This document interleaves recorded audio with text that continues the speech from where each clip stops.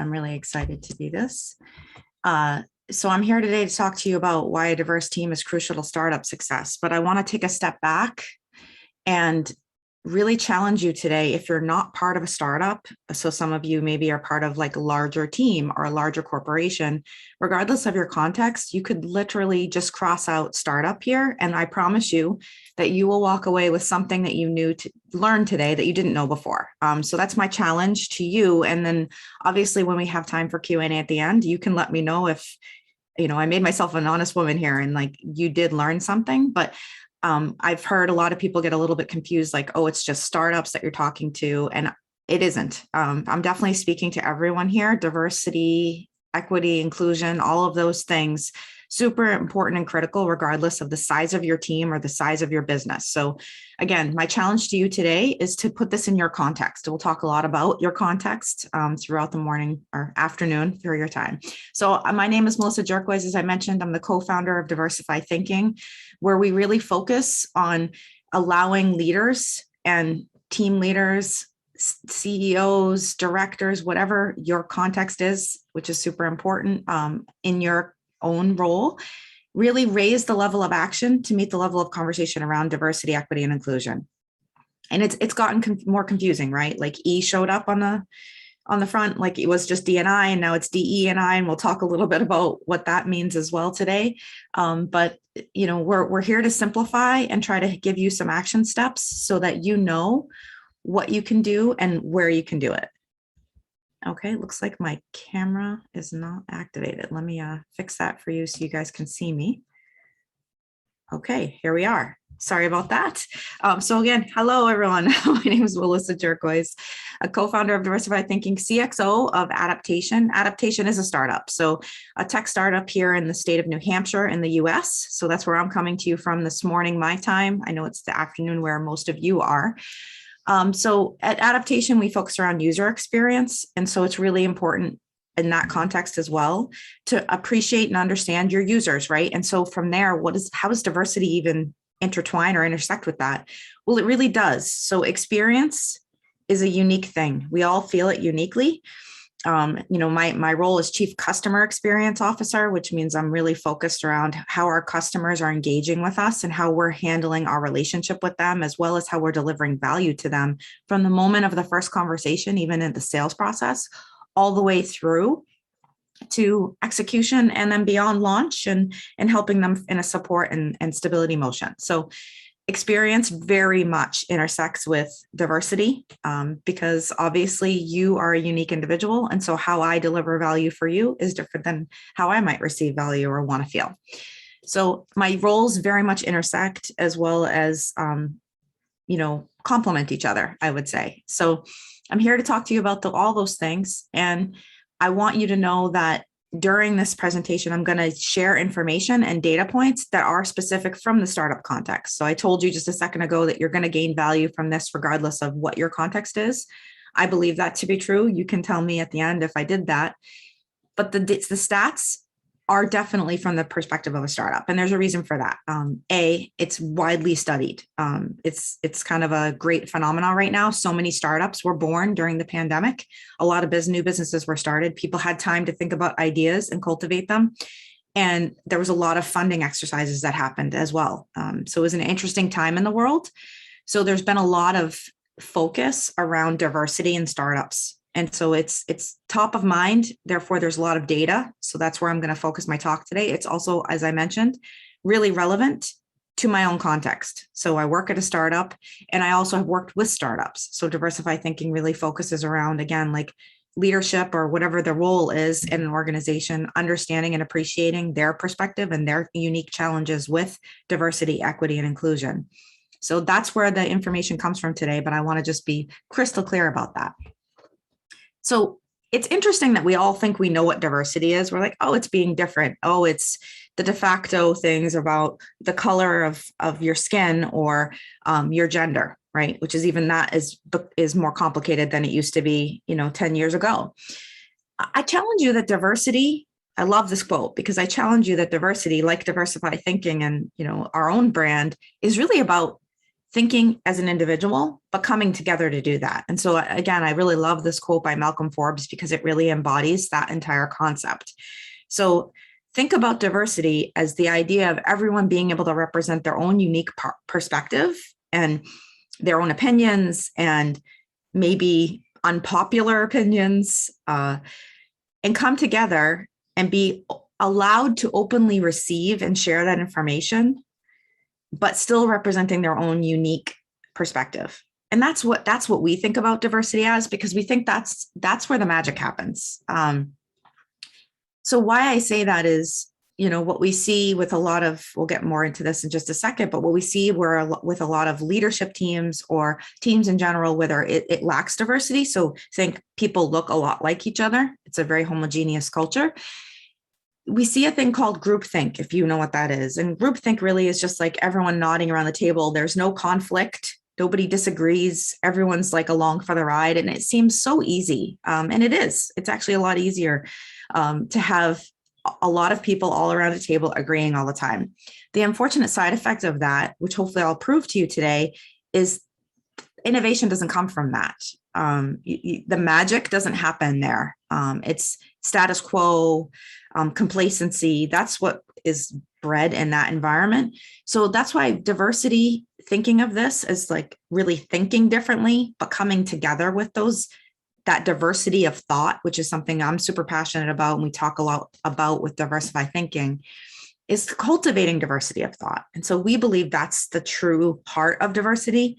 And of course, we'll talk about all of the other things that we see and we feel about diversity. But I want to just sort of ground you in, let's think about diversity at its core as diversity of thought, and that each of us as individuals come to the table, quite literally, with a different opinion and different perspective and different background experiences that definitely create our thoughts, right? That influence the way that we approach things and the way that we think things. So love this quote. Just wanted to put this up here for a few minutes and really make sure that we're all on level playing field here. When I'm talking about diversity of thought, this is what I mean. Absolutely, without a question, it's everybody coming together with their unique perspectives. So I've sold you on diversity is important. It's in your context. It's about thinking differently together. But where do you start, right? It's super overwhelming. And this is the reason why we see, not just in startups, but across the board, when we're working with companies and in our own experience, why people shy away from it. Why is it hard? And you'll see, I'll share a lot of data points today that speak to the financial aspect of diversity and the benefits of that. And so you might wonder, well, why don't people just do this? It seems like such a no-brainer if it's good for your business. Are you negligent? Are you, just ignorant even to not invest in this? And that's not the case, right? It's not about being lazy. It's not about even being unaware. In some cases, it's quite top of mind and all over every blog and Harvard Business Review and other business articles today. I think the challenge is definitely, it's overwhelming, right? And so specifically in startups are focused around product market fit and generating revenue, as they should be. They're trying to survive. 95%, I think it is, of startups fail. That's a pretty big number. That means your chance of success is very small. And you could say that really about any initiative that could potentially fail, right? If you put that in your context, a new digital transformation project or a new product launch, it's got a high percentage of failure. There's a lot of aspects of that you really need to hone and be, diligent and intentional. We'll use that word a lot today, intentional, about how you're going to succeed in order to succeed. So if that's true, how do you do this and why don't you do it? Well, it's because you are focused as a startup on product market fit and generating revenue. Only 26% that we've seen in our research, only 26% are actually making a deliberate effort around diversity. And that's from the startup context, again, full disclosure. But it's more than a trend. So where do you start? So I'm here to tell you the first step is to define diversity. And we started that just now with talking about diversity in the context of diversity of thought. But define it in your own context. Like, what's important to you? Like, what do you want to focus on for a particular time horizon. Like anything else in your business, when you're planning a project, you have goals, you have outcomes that you're setting in front of you. Now, what are these in the realm of diversity? Diversity is multidimensional. So again, I'm not trying to overwhelm you. I'm just, sharing information, but it is. So, a lot of the metrics that I'll share with you today as well are based on a couple of what I call the de facto diversity dimensions, which are gender and race. Why is that? Because it's what we see. I heard a great quote recently when I was attending a workshop around diversity and inclusion, where they said, diversity is what you see when you don't communicate. And I thought that was amazing because it really speaks to all these other dimensions around people's backgrounds, experience, religion, educational status, economic status, like all of these other things that you don't see. You don't know those things until you engage and communicate with that other person. So, think about that for a minute. Otherwise, without communication, without any interaction, diversity is literally what you see. So you see me as a white female standing here, right? Now that I turn my camera on and you can actually see me. So, but is that all there is to me? Is that all that I represent as my identity? No, it certainly isn't, right? I have a pretty diverse background professionally. I also have had quite a roller coaster of economic status in my personal life. So there's a lot of challenges I've overcome as an individual that you would not know by looking at me. And maybe even, if we were at a networking event or if this was an in-person event and we were chatting over coffee, you still wouldn't know because we hadn't really dug that deep. But the point is just, we often gravitate in diversity to the things that we can see. And I just want you to challenge yourself. Again, today's all about challenging yourself to think differently and inspire diversity of thought. That diversity is much deeper. It is multidimensional. I have 2 autistic nieces. So I think about that a lot. And we've talked about that in some of our events, actually, in programming that we've done with Diversify Thinking. And it's a new sort of dimension on the front that people are openly talking about. It's definitely not new in the world or to the human race, but it's called neurodiversity. And it's really thinking about, really focused around the brain and how our brains work differently. And people that are in, the autism category, like my nieces, are neurodiverse. Now, we might call them disabled. We might call them handicapped. I prefer to think of them as brilliant, right? Their brains work very differently than my brain does. And I'm fascinated sometimes by how extraordinarily intelligent they are. And, in some cases, one of my nieces can remember everything. And it's kind of amazing. But my point just being, if you saw my nieces walking down the street, you would not know that they were autistic. You would not see that element of diversity that is very prevalent. It's a big part of their identity. I mean, it drives a lot of the support they need, right? How do they feel included in their environment? What their parents need to do for them, how I interact with them. It drives all of those things and understanding their unique perspective. So, but I wouldn't know that by looking at them. So you've got to dig a bit deeper with diversity, and you really need to focus on all the different dimensions. And so defining diversity in your context is really prioritizing dimensions of diversity.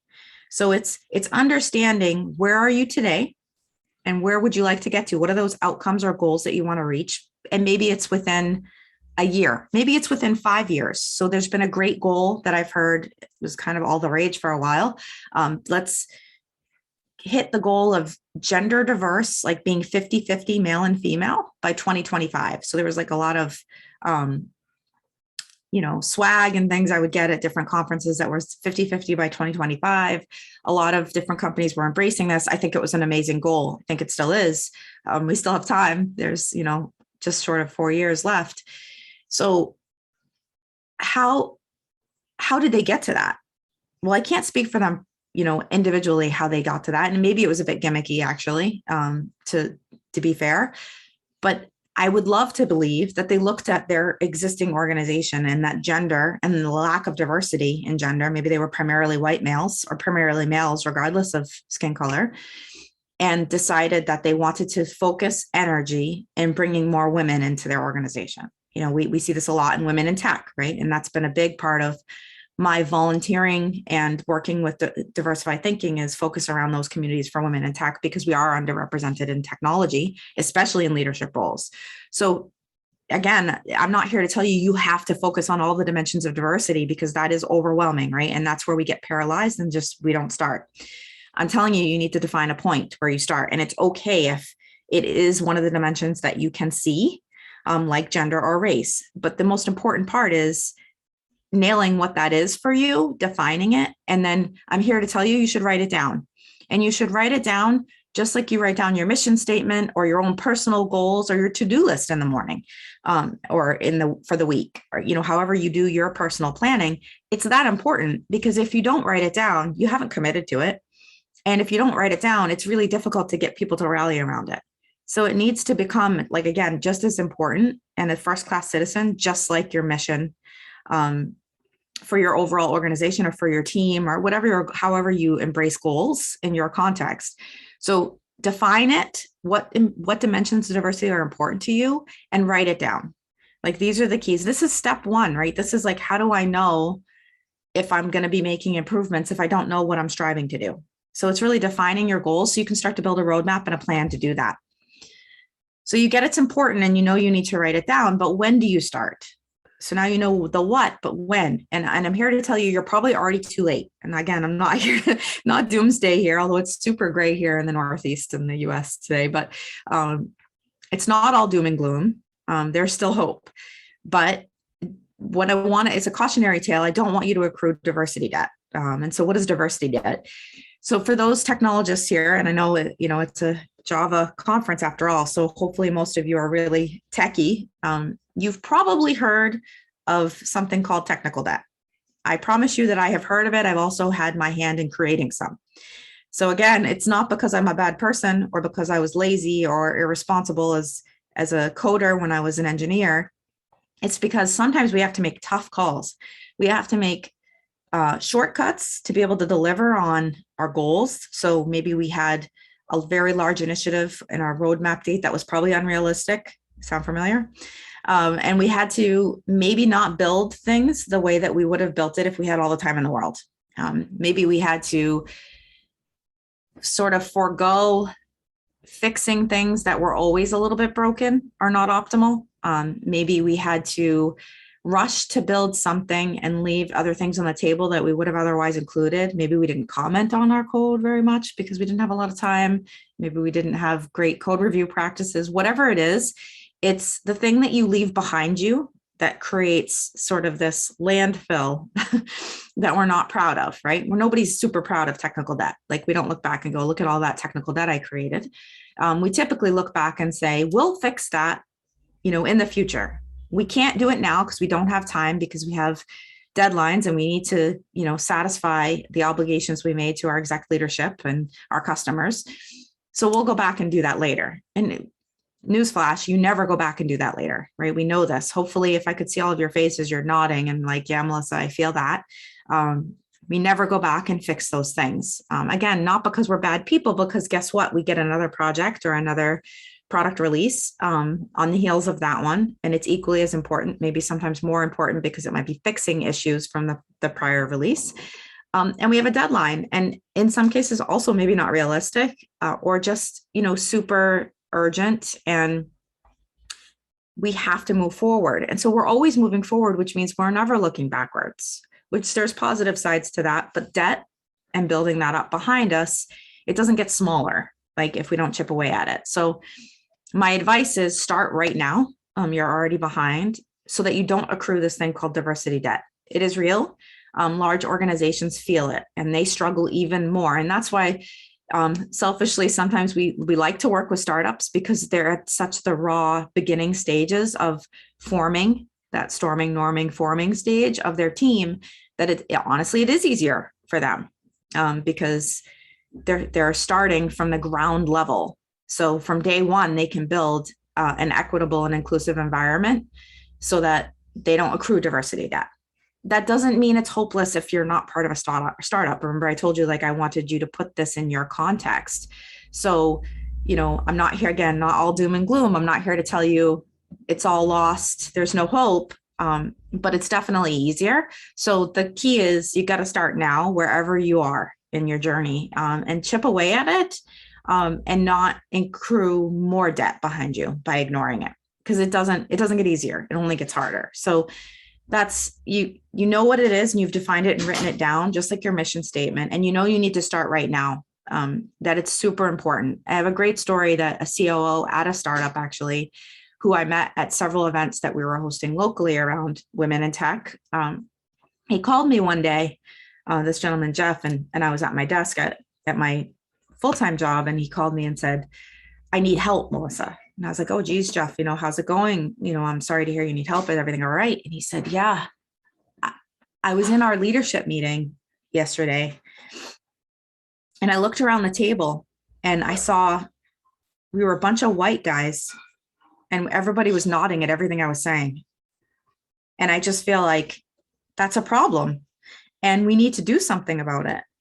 And I said, well, first of all, I applaud you for recognizing it and making the deliberate effort, right? Like deliberate and intentional effort to call me and see if I can help somehow. And so we did end up working together, and provided him some visibility in different communities, as well as supporting initiatives that I were running, so that he understood what did it mean to be open and inclusive and invite especially women into his own organization.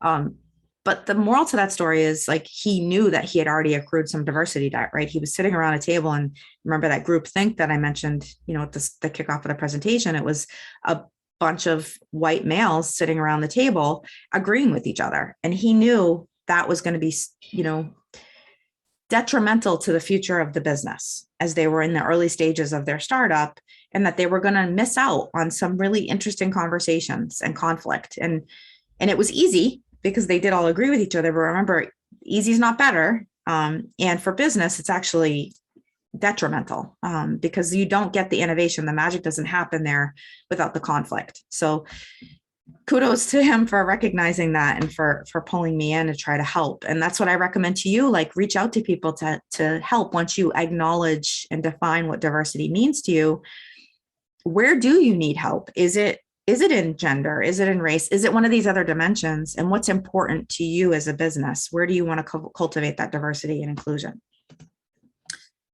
So you know what it is, you've written it down, you've shared it across the board, and everyone's rallying around it. They're really excited to get started. They know that they need to get started right away, so we don't accrue this thing called diversity debt. But where do you start? Like, that's a tough part too, right? Again, we're back to like feeling paralyzed. Where do we start? I'm here to tell you, you got to start at the top. There's a lot of great reasons why this is. So I'll tell you that ethnically diverse founding teams in a startup outperform the all white founding teams by 30%, which is not a small number. And then on the flip side of that, which is, speaking to the ROI of that 30%, there's, evaluation of a company, meaning like, what is that company worth? Companies that have at least one ethnically diverse, again, so now we're talking about the race dimension, right? Ethnically diverse team founder, they're 65% better valuations. So they're valued much higher, like at 65%. That's not a small number, right? And it's directly correlated with the fact that those same founding teams and their companies are outperforming all white founding teams. So investors know this. This is the moral to the story. Investors know it. They're looking at the data and they're saying, oh yes, your company is worth a lot more because it's definitely outperforming companies with all white founding teams. So I want to invest, right? So it's attracting more investors. And not to bat an eye at either when we look at the gender dimension. Remember, I told you the metrics that I would share today are really focused around the things that we can see. So it's around gender and race, those de facto diversity dimensions. Why is that? Because it's easy to measure those things, right? It's a little bit tougher to measure the neurodiverse impact on business. I hope that we see more of this. It's definitely something we're talking about more as a society, but for sure these metrics are focused around gender and race, but super important. So 63% better evaluations with at least one female founder versus all male founding team. So there's even the gender aspect, just slightly under the 65%, but still valued higher, meaning they're looking at these companies, they're seeing that there's better performance on the, 30+ percentage wise, the ROI is greater. So I, as an investor, want to invest in that company. So it matters. So, okay, I've convinced you, your company will be worth more, perform better. And so that attracts investors. So what are the other reasons why diversifying your leadership team matters? Well, there are other reasons. So you're also attracting customers.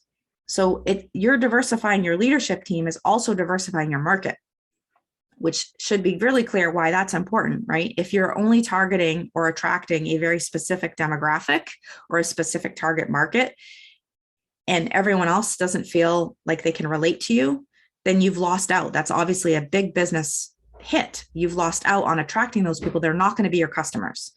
So how does this work? Like, why does it matter about your leadership team? Well, because like I stand here before you this afternoon, your time, at the C-level for a startup, I'm representing both of the organizations I work with, right? So your leadership team is the face of your company to the rest of the world. And there's really no denying that, right? Whether it's on social media via posts and public relations, whether it's speaking engagements or just going out and meeting people at networking events and talking about the company. These are the face of your company. These leadership roles are who's representing you to the rest of the world. They're also setting the direction for your company. So one is about attracting customers. One is also about setting the direction and the roadmap. So again, remember that story about my friend Jeff as a COO, setting the roadmap and direction of his company, working with his other counterparts who were all white males and feeling like they weren't really shaking it up. They weren't really challenging each other. There was no diversity of thought at that table. That affected the direction of his company, and he felt it. He knew that he was losing out because there wasn't enough diversity of thought at that table. Or wasn't conflict and challenge. So he reached out for help. But that, again, starts at the top, right? We're setting the direction for a company through leadership.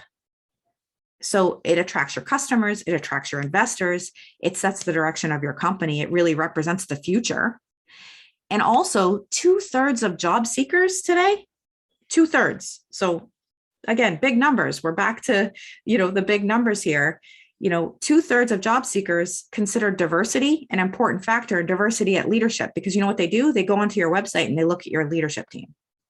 And if it's all males, I'm not going to lie, it turns me off, right? Like if it's all males, they're like, I'm not going to have a voice at this company.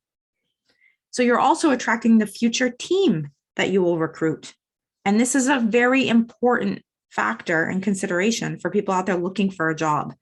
So you need to start at the top. It sets the tone for everything else. So you might be asking yourself, oh, geez, I'm sitting here and I know my leadership team is all white males right now. What do I do? Is it all over? Is all hope lost? No, it's not. I think you need to take a step back and recognize that, like Jeff did that day when he called me, and say, I want to change this.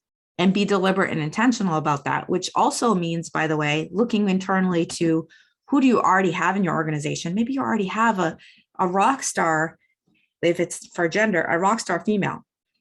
And there's an opportunity for you to encourage and create a pathway for that person to enter a leadership role. So think about that. There was a great quote by Melinda Gates in an interview she did, I think, sometime maybe in the late 90s.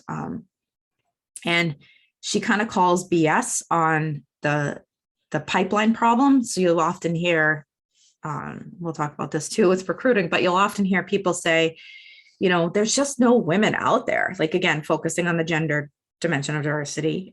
There's just not enough women out there for me to recruit. I can't find them. And they'll say it's a pipeline problem. And so she kind of called it out and said, it's not a pipeline problem. Like I'm calling BS on that. It's a pathways problem. And I love that. I think, that's what I'm speaking to, is like, look around your current state of your organization. Who's right? What talent do you have right under your nose that you haven't invested in creating a pathway for them? So don't always look outside and don't claim there's a pipeline problem. You may already have those people in your organization. You may not either, right? Maybe your definition of diversity is I need to get to, 60-40 or 75-25, because right now we're 100% male. But if you do, like, I challenge you to think about pathways versus pipeline, and really challenge your way that you're cultivating, diversifying your leadership team, and how can you build that up, especially for non-startups, because I promise you, you have people in your organization that fit this bill. You haven't kind of turned inwardly to focus on that and see if there's an opportunity to help foster the elevation of someone that already exists in your team, that is being not provided the equity of that opportunity. So you know what diversity means to you, and you've written it down, and you're all ready to dive in full steam ahead. You know, you need to start today and start at the top. And obviously the other part is starting with hiring and recruiting, right? So I talked about pathways, but also if you are a startup, you need to grow your team at some stage when you're ready to do that. But you shouldn't stop there. So hiring is tricky. So if we were in person today and I could see all of you, I would ask, you know, as far as diversity, equity, inclusion, where do you see your biggest challenge? Is it in recruiting or is it in retention, right? So it depends on the stage of your company, right? So again, putting this in your context, small startups, typically they're all focused on recruiting because they're at that growth stage. This is a mistake we see actually too often, right? I know I mentioned only 26% are very deliberate around it to begin with. I'm hoping that next year at this time, I could join you guys again and tell you it's 50%, that we've done some great things and built programming, and we've taught people a way to do this more and be more intentional and really invest in it. But it's not right now. It's a, you know, small percentage, less than a third of companies are really focused around it. And part of that is they don't know why, they don't know how to do it.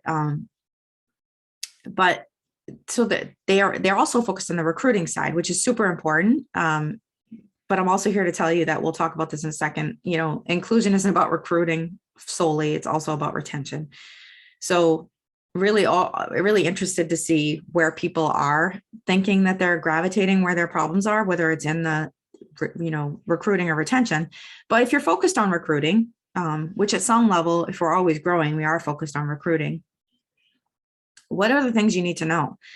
So you'll see here a gender decoder, and I'll tell you a story about why this is important. So this happens to be a free one. There's lots of different types of decoders. I think someone at one of my prior talks actually mentioned that they found like a racial decoder, which was not free, but also really interesting, which would, you know, evaluate sort of racial slang or different kinds of information that maybe would deter someone of a particular race or demographic.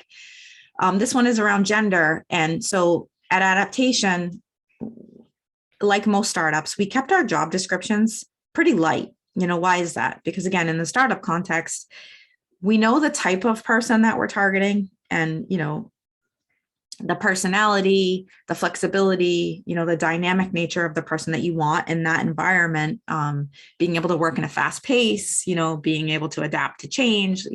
These are all common elements of what you look for startups.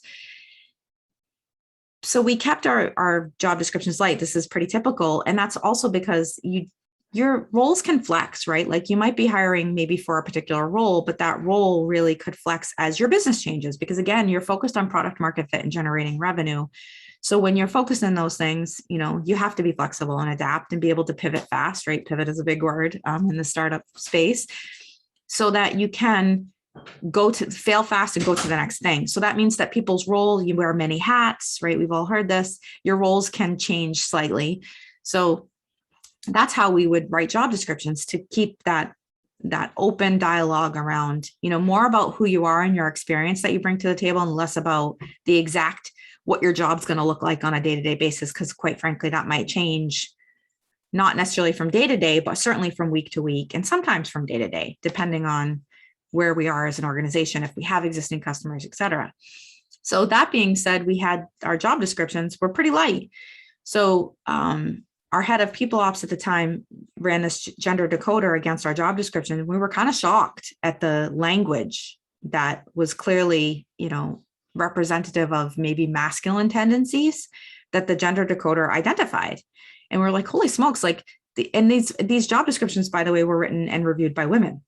So they weren't even written by men, which just shows you that language, maybe specific to the English language or just language in general, it has this connotation, this bias that's embedded in it, and we don't even realize. And subconsciously, that unconscious bias that we hear so much about, we're allowing people to self-select out of things and providing this like unconscious bias in our own job descriptions. So we were pretty shocked by this, and you can use this Decoder. I recommend doing something like this, even if more experimental, so that you could see, do you have, biased language in your job descriptions, albeit they are light and they can still have that. Right? And I think that's what kind of shocked us. And we weren't seeing a lot of women applying. And so we applied some of the updates recommended, and we did see a rise. I mean, not like tremendous, but like 11, 12% more females actually applying to our rules. So it did make a difference, a measurable impact, which is what we always look for, right?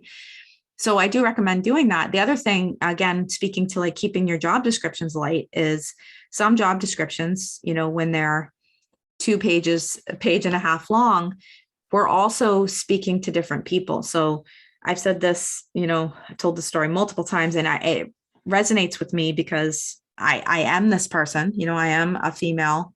And when I look at job descriptions, if there's 10 requirements that I must have to apply to that job, like most women, and if you're out there, I know you'd be raising your hand if I called on you, who's done this or who's thought this. If there's 10 job requirements, responsibilities, or requirements for you to apply for that job, and you don't have 10 of 10, plus some other ones that you might have made up in your head that you probably like, oh, they probably want this too, and I could never do that. You get that whole imposter syndrome going on, and you don't apply. It happens. It's a stereotype, but it's very real. I promise you, I'm speaking from experience. You don't apply. You self-select out of that job. A man comes to that same job description and they read the 10 requirements. And if they have one, maybe that they've thought they've done something maybe similar, they'll apply. They'll be like, oh yeah, I can totally do this. So it's really interesting. There's all kinds of studies they've done around this. It's a true phenomenon. And it is very much rooted in the dimension of gender, from a diversity perspective, but very real. So that's another reason why I recommend, even if you're not a startup, keeping your job descriptions light, like keep it open so you don't cancel out those diverse populations from applying to your jobs, because you're already not going to get them in the pipeline. So you're not going to get them into those rounds if they're reading your job descriptions and they're self-selecting out. So looking at language, and then keeping sort of a minimalist approach so that you create more opportunity for people to sort of see themselves in that role and not self-select out. Super important around the recruiting side of things, when you're thinking about the diverse audience you're trying to attract. The other thing that we do at Adaptation is we use our own version of the Rooney Rule. So I won't get into the details around the Rooney Rule, but the idea, basic concept, is as you progress through the hiring and recruiting process, it's being deliberate and intentional around making sure the diverse candidates that you hopefully attracted because you followed all the tools and tips and tricks that I've given you just now, you keeping them in the second round. So kind of making a deliberate and intentional effort to keep them. That's not saying hire them. Don't check the box. I'm here to tell you, box checkers, it's not welcome, right? Like, don't check the box and hire someone because of their dimension of diversity that they represent to you. That is not a good reason to hire someone. We had a conversation at one point, with a startup where it was like, our next hire needs to be female. And I'm like, no, actually, I caution you, your next hire should be the right person for that role. So, and it might end up being a male, and you should be open-minded to that, but you should be deliberate and intentional to make sure that females, if that's your focus, if that's your definition of diversity, that they end up in the second round of consideration.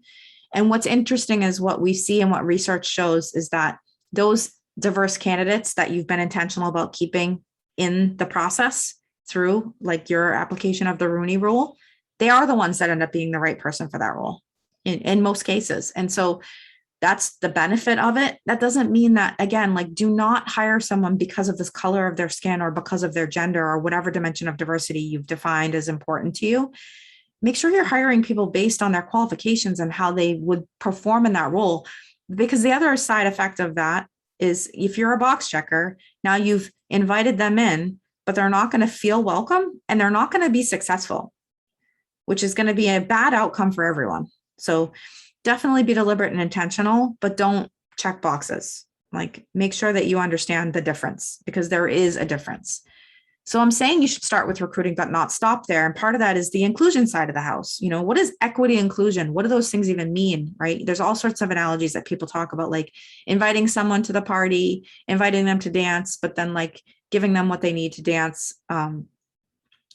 Equity is really interesting because, again, it was sort of added to the D&I space and is all the rage now. And so people are like, well, what does that actually mean? And so inclusion is like creating that feeling of belonging, right? It's really like entertaining, being curious, inviting the challenge, that diversity of thought around the table, creating an environment where everyone feels like they can come to work authentically. Well, what does that mean? It means they don't feel like they have to strip away parts of who they are, whether that's things around their gender identity, their pronouns, things around like their own beliefs. They feel like they can come to work 100% themselves, which is a huge benefit, by the way, because when you come to work authentically, what happens? You're all in. You're 100% committed. And when you are able to be authentic and be genuine, you perform better because you feel engaged in a different way, right? It's why people that love what they do, what does that mean? It means they're fully bought in, they're engaged, they feel like they're contributing, they're an active contributor in whatever that mission is. And that doesn't mean that you have to be super mission driven to feel like you're adding value. It means that you're able to come to work as who you are, and you don't have to pretend to be something you're not. And you don't have to strip away parts of your identity in order to feel like you belong. That's inclusion.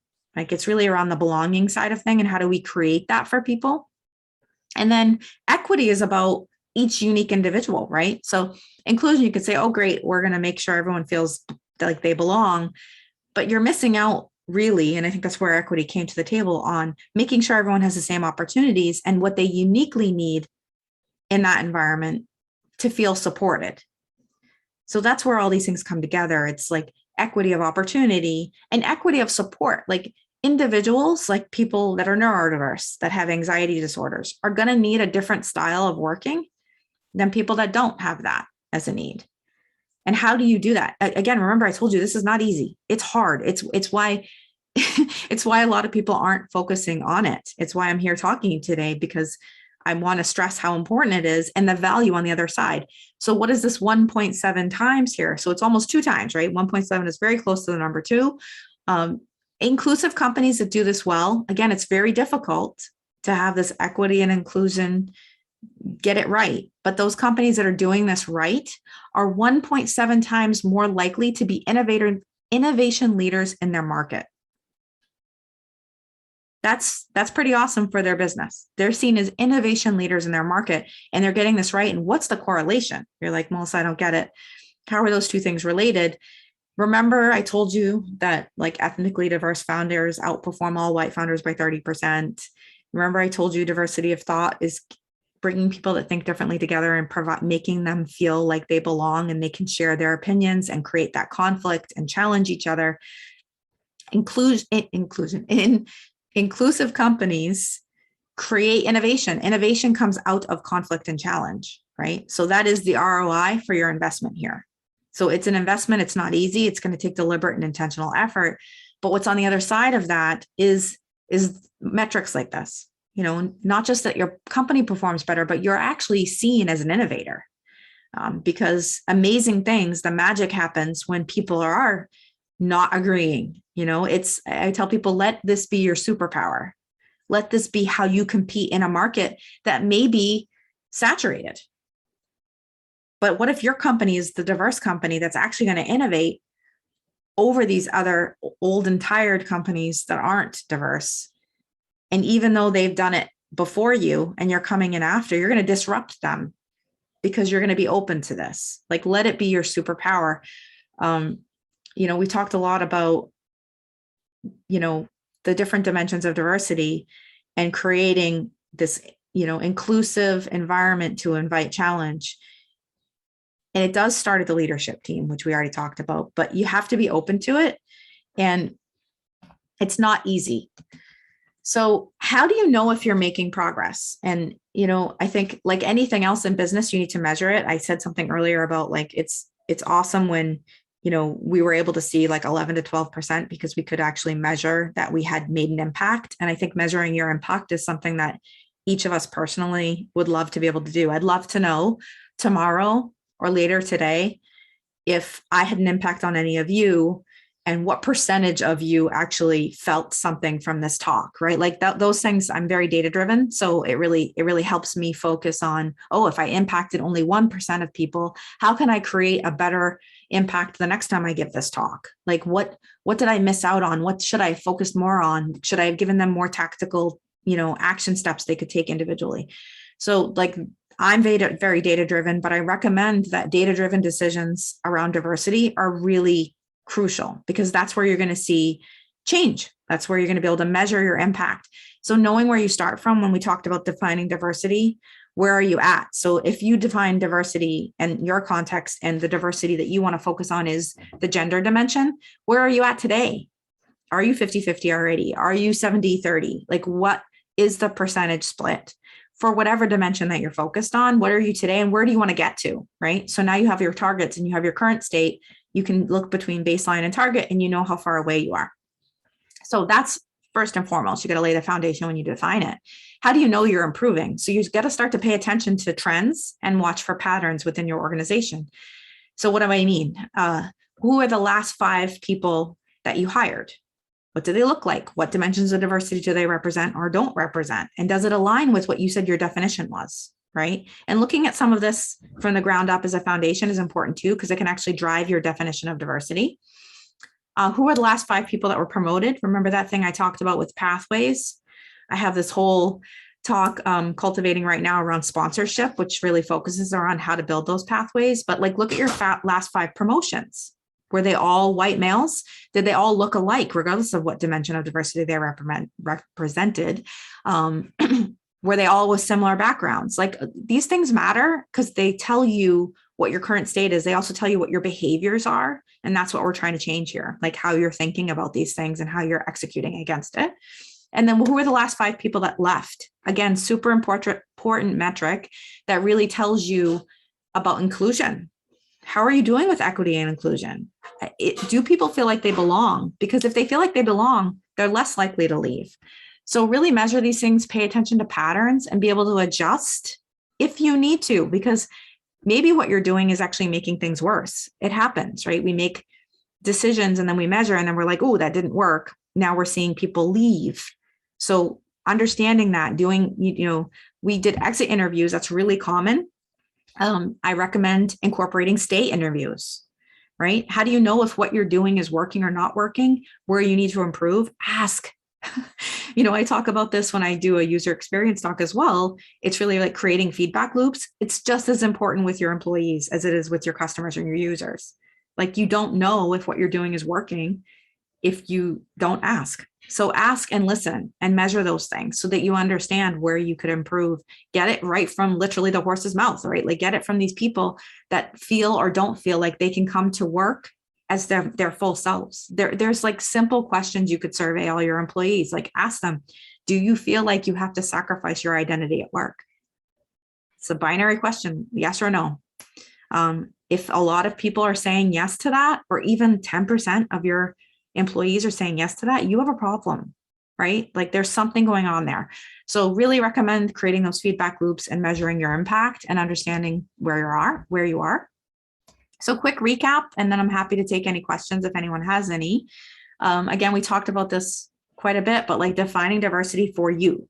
That means that I don't get to come in here and say, this is what you should focus on. This is what's important to you. I don't know your context, right? And that's really, if you take away nothing else, know that the reason why this can get really tricky for people, and honestly why people get a bit overwhelmed and paralyzed around it, is because they don't know where to start and they don't understand how to define it, and they feel like there's a wrong answer. They're going to use the wrong words. They're going to offend someone, and it's a real thing. I've experienced it too, but you just have to do it, and you just have to have grace around it, and be intentional and deliberate, and be honest that you may not do it right the first time. You may fall down and make mistakes, but be authentic around what it means for you as an organization, as a team, again, in your context. Because if you try to adopt someone else's strategy around diversity, it's not going to work for you. Just like I said that, employees don't feel like welcome or that they belong in the environment when they try to, strip away parts of their identity to feel like they fit in. It's same here. Like, you got to do what works for you, what makes sense for your size organization, the stage of growth you're in. If you're a corporate team that has been around for 30 years, you're going to have a different perspective here than a startup of 13 employees. So recognize that and embrace it. And that's when it will start to come together for you. Avoid diversity debt, much like technical debt. It's the thing that we never really look backwards and fix. Again, not because we're lazy or bad people, but because it's hard and it piles up faster than we think it will. So start today. Start today so you don't accrue more of it, even if you already have some. Start at the top, because these people attract your customers, they attract your future employees, they attract investors. So you're 2 times more likely to get invested in if you have a gender diverse founding team. 2.6 times more likely if you have a women-led founding team. And then fun fact, I don't really understand necessarily this around, but again, it speaks to starting with leadership teams. You're 3 times more likely to be invested in if you have a female CEO. Now, there's some contradictory information there I won't get into today where it says that, the majority of funding isn't going to women, but these metrics that I got from studies that have been done speak to that it doesn't matter what your leadership team looks like when you're focusing around investors. Create an inclusive environment that also, creates equity for opportunities across all your unique individuals, providing them the support they need, right? Making sure they can come to work authentically, and then invite challenge, create the diversity of thought. Don't be like my friend Jeff and sit around the table and nod and don't acknowledge that that's not where the magic's going to happen. Measure your impact, because you won't know if you're doing well or not doing well if you don't measure. And then keep this up. This is not a one and done. I call this like the rinse and repeat cycle. You just need to keep doing it again and refining. And your definition of diversity may be different in one season than it is to another, and that's okay, right? Just like any other business goals, you create your OKRs for maybe the year or the quarter. You have key results that you measure, and then you adjust as the market changes. So similar to that, you would treat diversity the same way. Again, really excited to have been able to share this information with you in your afternoon. If you would like to share your insights with us, we would love to have you join our community. We're doing some insight interviews. We'd love to get those scheduled. And really the goal there is to understand, is your focus and issues around recruiting or retention or both, and what is your own experience? Love to collect that information. If you participate in the insight interviews, we'll definitely give you a copy of the report afterwards that you share, and maybe some more tips and tricks that we've learned along the way for what's working for people and not working for people. So learn from others in the community that have kind of failed before you, let's say, or maybe succeeded. And how can we share that broader with the community? So that's where we're focused right now. Would love to have you join. If you take a snap, you can find in this link tree kind of all the different places to find me and connect. And then also joining our community is available there as well. So we have, I think, just a few minutes left for questions. If there are any, I'm happy to open the floor up in the last 7 minutes or so if anyone has any questions, or if you want to put them in the chat as well.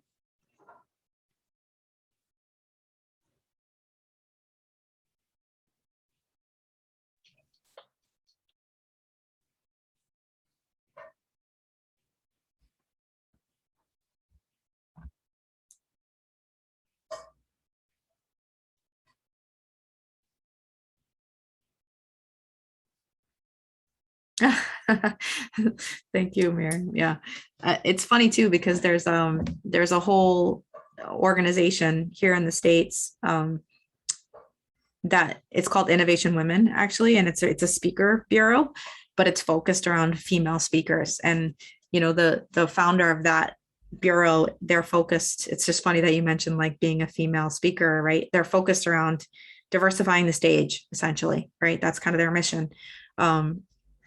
And so, when you do look at tech conferences, quite frankly, it is primarily male, right? And there's a reason for that. And that's something I'm super passionate about, is like, how do we get out there and show that we also have value to offer on the stage?